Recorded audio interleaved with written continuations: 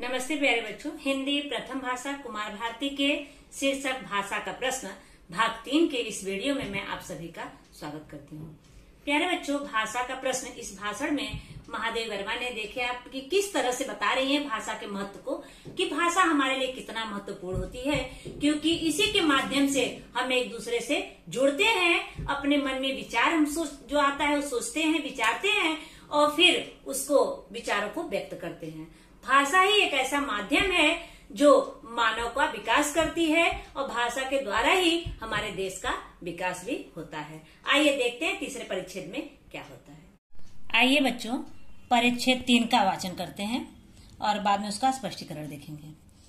मानव व्यक्तित्व जैसे प्राकृतिक परिवेश से प्रभावित होता है, उसी प्रकार उसकी भाषा भी अपनी धरती से प्रभाव ग्रहण करती है और यह प्रभाव भिन्नता के कारण हो जाता है।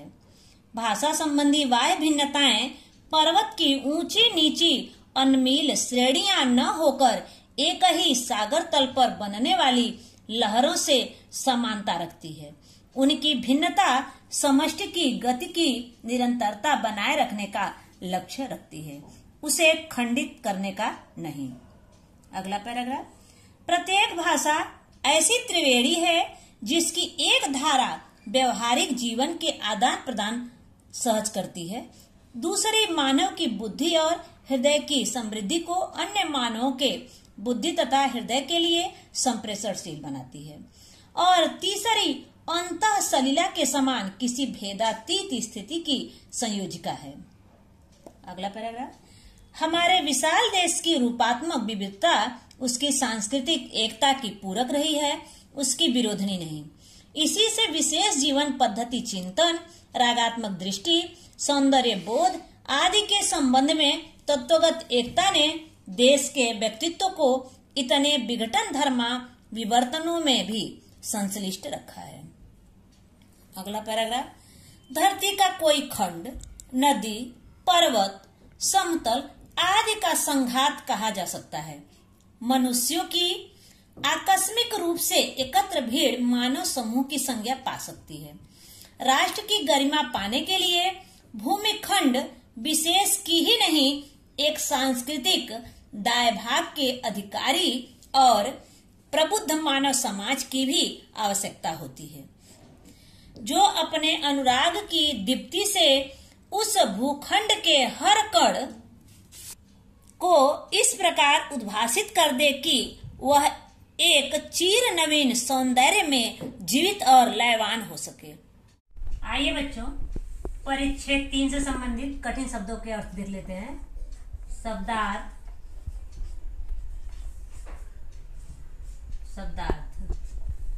इसमें देखिए आया है समष्टि, पहले भी आया था। मैं इसलिए इस शब्द को बार बार लिख रही हूँ ताकि आपको याद हो जाए। समष्टि मतलब सामूहिक, सामूहिक, सामूहिक। फिर आया है त्रिवेणी, त्रिवेणी, तीन नदियों का, तीन नदियों का संगम, तीन नदियों का संगम। अगला है समृद्धि, समृद्धि, समृद्धि का संपन्न, संपन्न। अगला है संप्रेषणशील, संप्रेषणशील, संप्रेषणशील। भेजने योग्य, भेजने योग्य,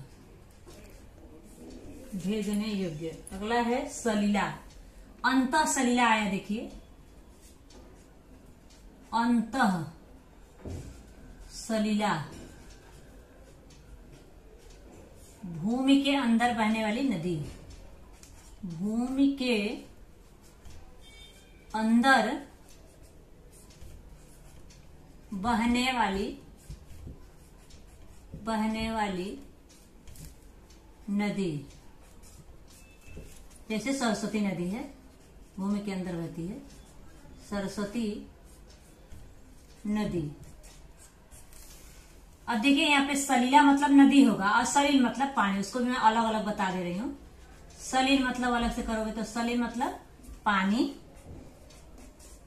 और आप प्रत्यय लग जाएगा, सलीला हो जाएगा, तो सलीला मतलब नदी,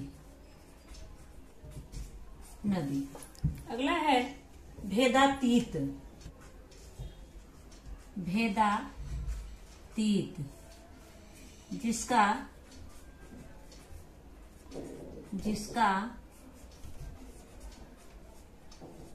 कोई भेद न हो। अगला है संयोजिका। संयोजिका मतलब जोड़ना या मिलाना, मिलाना या जोड़ना या सम्मिलित करना। अगला है सौंदर्य बोध। सौंदर्य बोध, सौंदर्य या सुंदरता का ज्ञान, सुंदरता का ज्ञान या पहचान, सौंदर्य बोध होता है। अगला है विघटन धर्मा।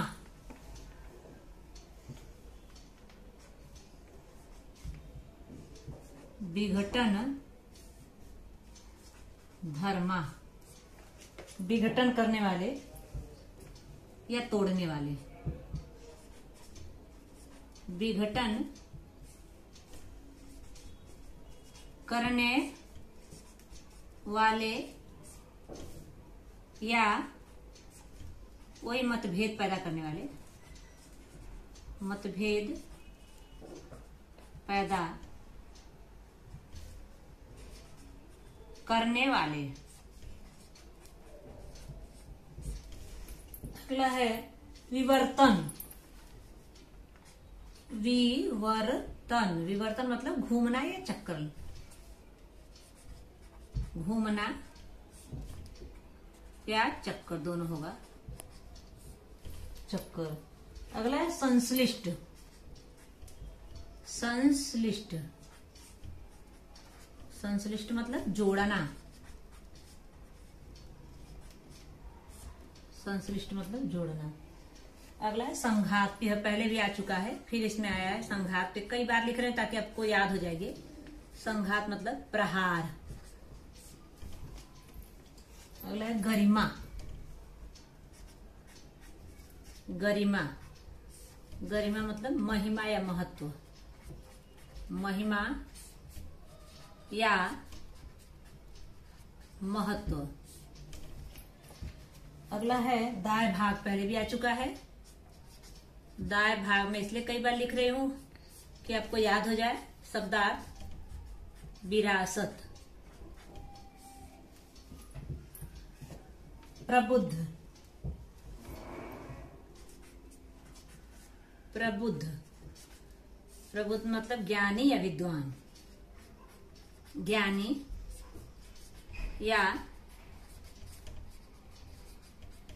या विद्वान।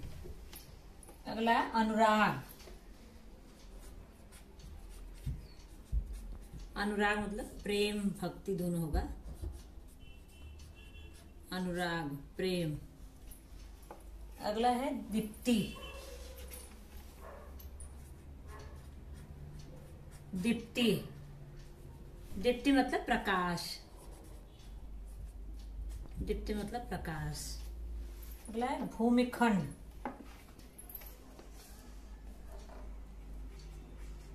भूमिखंड, भूमिखंड का भूभाग। अगला है उद्भासित।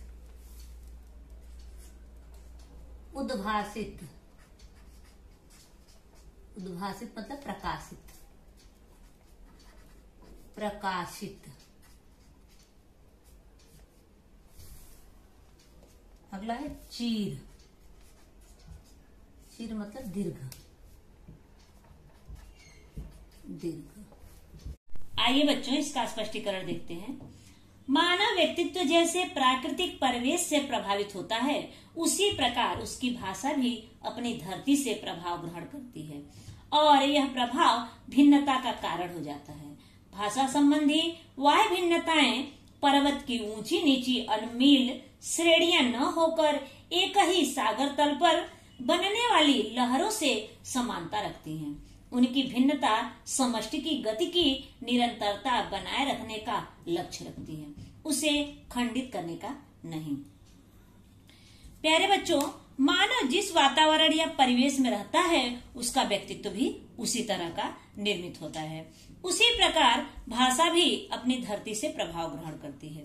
कहने का तात्पर्य यह है कि हम जहाँ रहते हैं या जिस प्रदेश में रहते हैं उसी प्रकार की भाषा सीखते और बोलते हैं। भाषा हमें प्रदेशों से भिन्न बनाती है। प्यारे बच्चों, महादेवी वर्मा जी यहाँ पर प्राकृतिक घटकों के माध्यम से समझाते हुए कहती हैं कि भाषा बाह्य रूप से एक दूसरे से भिन्न होती है, लेकिन आंतरिक रूप से सभी भाषाएं समान होती हैं। कोई भाषा बड़ी या छोटी नहीं होती। भाषा का भिन्नता समूह की गति निरंतरता बनाए रखने का लक्ष्य रखती है, उसे खंडित नहीं करती है। अर्थात सभी भाषाएं एक दूसरे का विकास करने में सहयोग करती हैं। अगला है, प्रत्येक भाषा ऐसी त्रिवेणी है जिसकी एक धारा व्यवहारिक जीवन के आदान प्रदान सहज करती है, दूसरी मानव की बुद्धि और हृदय की समृद्धि को अन्य मानवों की बुद्धि तथा हृदय के लिए संप्रेषणशील बनाती है, और तीसरी अंतःसलिला के समान किसी भेदातीत स्थिति की संयोजिका है। प्यारे बच्चों, कोई भी भाषा हमें 3 बात सिखाती है। कौन कौन सी? पहली बात तो यह सिखाती है कि अगर बातचीत करने का तरीका अच्छा हो तो व्यवहारिक जीवन आसान हो जाता है। दूसरी बात यह सिखाती है कि मनुष्य की बुद्धि और हृदय की समृद्धि को अन्य मनुष्यों की बुद्धि और हृदय के लिए भेजने योग्य बनाती है। तीसरी बात हमें यह सिखाती है कि अंतःसलिला की तरह भाषा भी मानव को आंतरिक रूप से जोड़ती है। अब कैसे? अंतःसलिला मतलब क्या है? जो भूमि के अंदर से बहने वाली नदियां होती, जैसे सरस्वती नदी। अगला, हमारे विशाल देश की रूपात्मक विविधता उसकी सांस्कृतिक एकता की पूरक रही है, उसकी विरोधनी नहीं। इसी से विशेष जीवन पद्धति, चिंतन, रागात्मक दृष्टि, सौंदर्य बोध आदि के संबंध में तत्वगत एकता ने देश के व्यक्तित्व को इतने विघटन धर्मा विवर्तनों में भी संश्लिष्ट रखा है। प्यारे बच्चों, महादेवी वर्मा जी कहती हैं कि हमारे देश में रूप संबंधी विविधता होने के बाद भी सभी लोगों में एकता है, अर्थात भारत देश विविधता में एकता का सूचक है, उसकी विरोधनी नहीं। इसी कारण से विशेष जीवन पद्धति, चिंतन, अनुराग संबंधी दृष्टिकोण, सौंदर्य का ज्ञान आदि के संबंध में एकता के तत्व ने देश के व्यक्तित्व को इतने मतभेदों के बाद भी उसे जोड़कर रखा है। अगला, धरती का कोई खंड, नदी, पर्वत, समतल आदि का संघात कहा जा सकता है। मनुष्यों की आकस्मिक रूप से एकत्र भीड़ मानव समूह की संज्ञा पा सकती है। राष्ट्र की गरिमा पाने के लिए भूमि खंड विशेष की ही नहीं, एक सांस्कृतिक दायभाग के अधिकारी और प्रबुद्ध मानव समाज की भी आवश्यकता होती है, जो अपने अनुराग की दीप्ति से उस भूखंड के हर कण को इस प्रकार उद्भासित कर दे कि वह एक चीर नवीन सौंदर्य में जीवित और लयवान हो सके। प्यारे बच्चों, लेखिका महादेवी वर्मा जी कहती हैं कि धरती का कोई खंड, नदी, पर्वत, समतल आदि का प्रहार कहा जा सकता है। मानव की आकस्मिक रूप से एकत्र भीड़ मानव समूह की संज्ञा पा सकती है। राष्ट्र का महत्व पाने के लिए भूमि खंड विशेष की ही नहीं, बल्कि एक सांस्कृतिक विरासत के अधिकारी और ज्ञानी मानव समाज की भी आवश्यकता होती है, जो अपने प्रेम के प्रकाश से भूमिखंड के हर कण को इस प्रकार प्रकाशित कर दे कि वह दीर्घकालीन नए सौंदर्य में जीवित और लयवान हो सके। आइए बच्चों, परिच्छेद 3 का आकलन कृति देख लेते हैं। परिच्छेद 3 से संबंधित जो भी आकलन कृति है। आकृति पूर्ण करो। भाषा की भिन्नता का लक्ष्य। भाषा की भिन्नता का क्या लक्ष्य है? समष्टि की गति की निरंतरता बनाए रखना, समष्टि यानी सामूहिक की गति की निरंतरता बनाए रखना, गति की निरंतरता को खंडित न होने देना। अगला है आपका उत्तर लिखिए। भाषा के कार्य, परीक्षा में आप 3 इसमें भाषा के कार्य हैं, तो एक कार्य आपको लिखा होगा, 2 कोई कार्य लिखना होगा, कोई भी एक कार्य लिखा होगा। तो भाषा कार्य में व्यवहारिक जीवन के आदान प्रदान को सहज करना, भाषा ही करती है। दूसरा, मानव की बुद्धि और हृदय की समृद्धि को अन्य मानवों के लिए संप्रेषणशील बनाती है। तीसरा, किसी भेदातीत स्थिति की संयोजिका के रूप में कार्य करती है। एक बार फिर देख लेते हैं। व्यवहारिक जीवन के आदान प्रदान को सहज करना, मानव की बुद्धि और हृदय की समृद्धि को अन्य मानवों के लिए संप्रेषणशील बनाना। अगला, किसी भेदातीत स्थिति की संयोजिका के रूप में कार्य करना।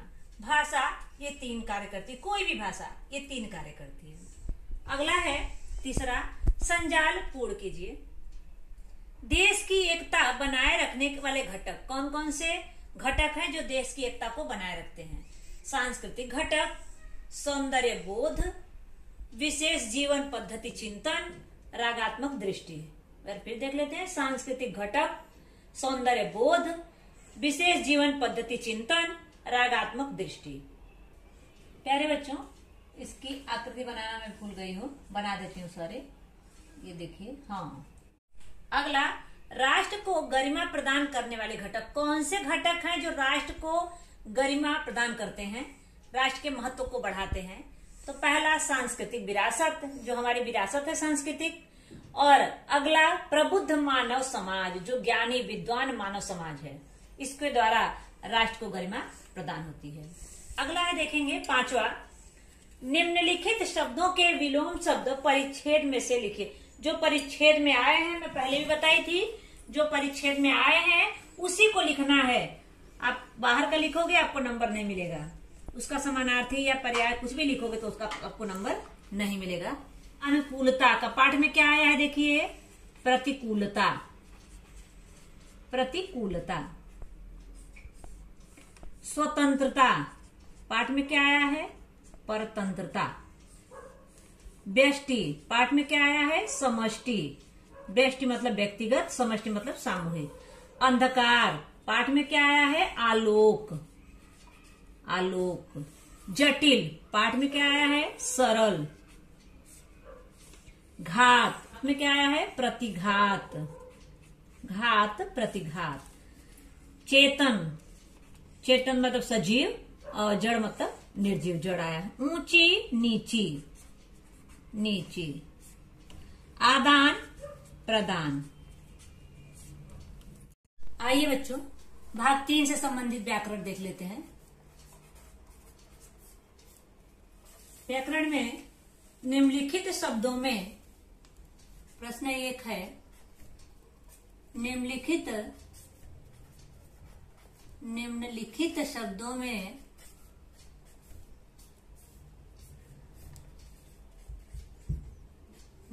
शब्दों में प्रत्यय लगाकर सार्थक शब्द बनाकर लिखिए। शब्दों में प्रत्यय लगाकर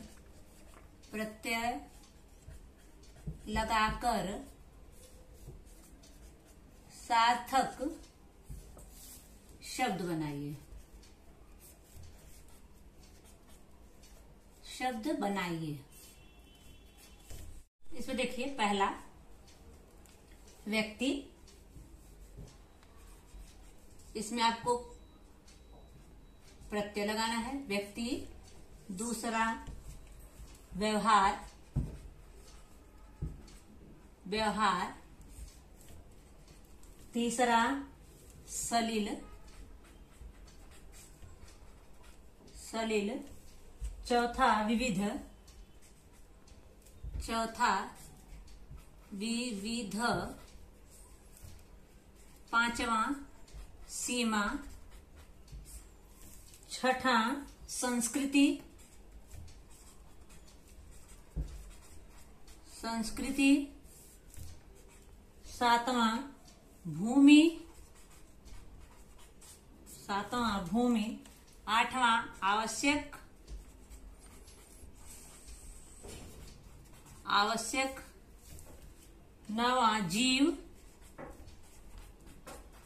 जीव 10वां भारत 11वां राजनीति।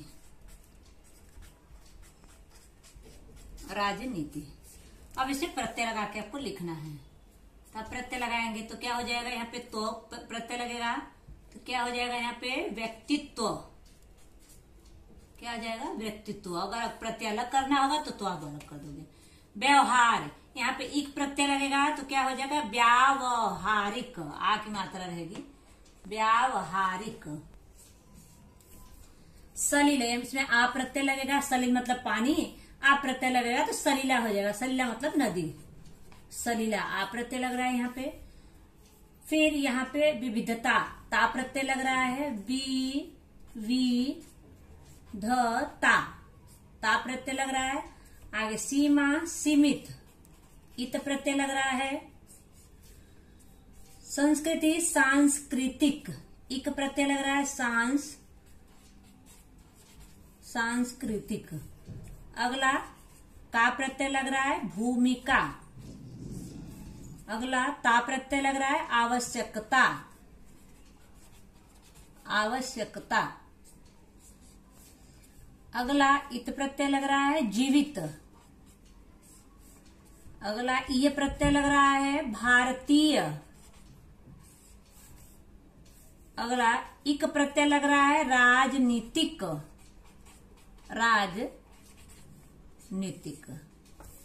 अगला है दूसरा प्रश्न, सामासिक विग्रह कर समास के नाम लिखो। सामासिक विग्रह कर समास के नाम लिखो। समास के नाम लिखो। कौन कौन सा है, सागरतल,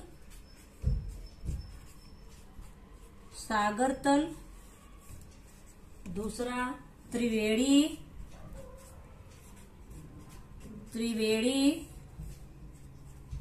तीसरा ऊंची नीची, और चौथा आदान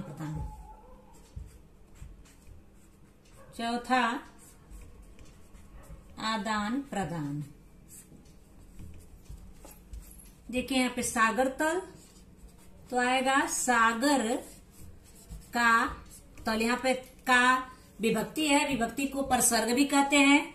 कुछ बच्चे पूछे थे कि परसर्ग क्या है, तो विभक्ति को परसर्ग भी कहते हैं।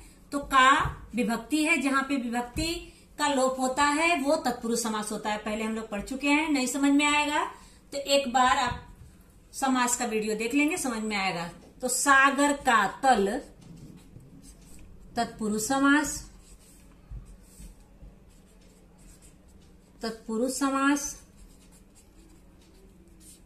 अगला है त्रिवेणी, 3 नदियों का समूह या संगम। ये हो जाएगा आपका द्विगु समास, क्योंकि यहाँ पे देखेंगे पहला शब्द संख्यावाची विशेषण है। द्विगु समास। अगला है ऊंची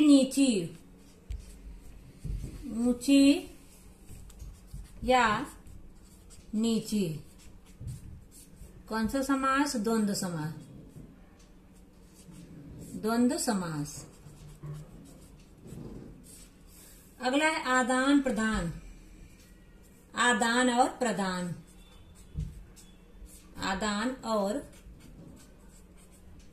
प्रदान। कौन सा समास, द्वंद्व समास। प्यारे बच्चों, ये भाग 3 का व्याकरण है। प्यारे बच्चों, परिच्छेद 3 का हमने वाचन किया, उसका स्पष्टीकरण देखा, उससे संबंधित कठिन शब्दों के अर्थ को देखे और उस परिच्छेद से संबंधित आकलन कृति किए। शेष अगले वीडियो में। धन्यवाद।